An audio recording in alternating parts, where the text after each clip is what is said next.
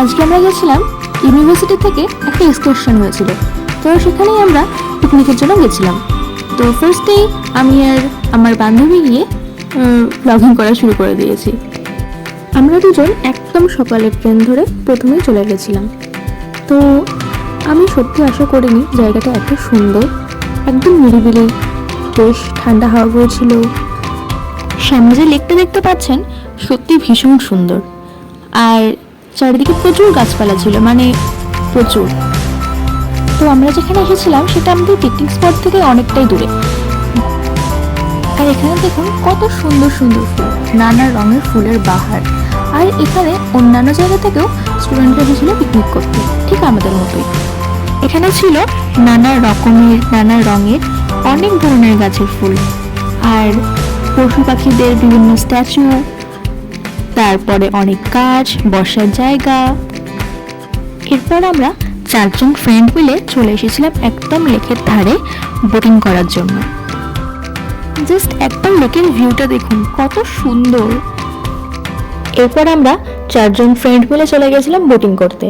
অনেক বছর পর বোটিং করলাম, সত্যি কথা বলতে সত্যি অনেক ভালো লেগেছে। আর বেশ অনেকক্ষণ আমরা বোটিং করেছি, অনেক আনন্দ করেছি, আর অনেক ছবি তুলেছি, গান শুনেছি, অনেক মজা করেছি।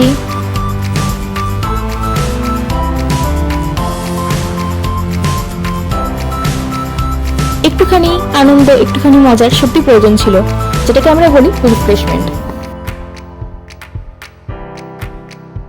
আরে বাবা, নিচের একটু ক্লিপটাও তো তোলা দরকার নাকি?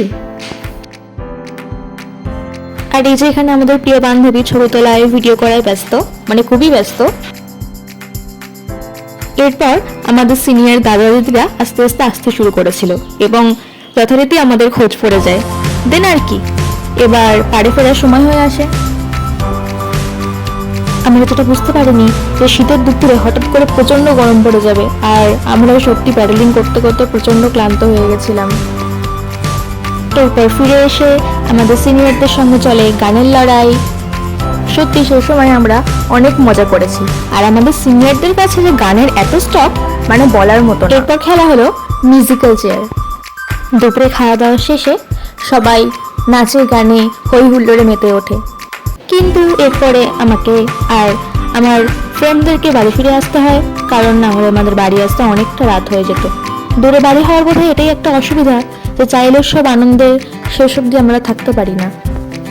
খাওয়া দাওয়া শেষে, আনন্দ হই হুল্লোড় শেষে আমরা ব্যাগ গুছিয়ে বেরিয়ে পড়ি বাড়ি যাওয়ার উদ্দেশ্যে।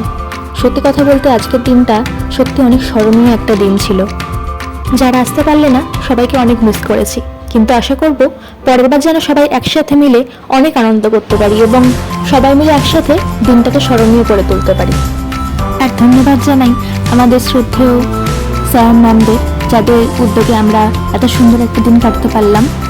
এবং আমার এই ছোট্ট ভিডিওর মাধ্যমে ধন্যবাদ জানাই আমাদের পিএইচডি স্কলার দাদাদের এবং অন্যান্য সকল ব্যক্তিকে, যাদের আন্তরিক সহযোগিতায় এবং ভালোবাসায় আমরা ইউনিভার্সিটির ডেইলি রুটিনের বাইরে গিয়েও এত সুন্দর একটা দিন আমরা সেলিব্রেট করতে পেরেছি।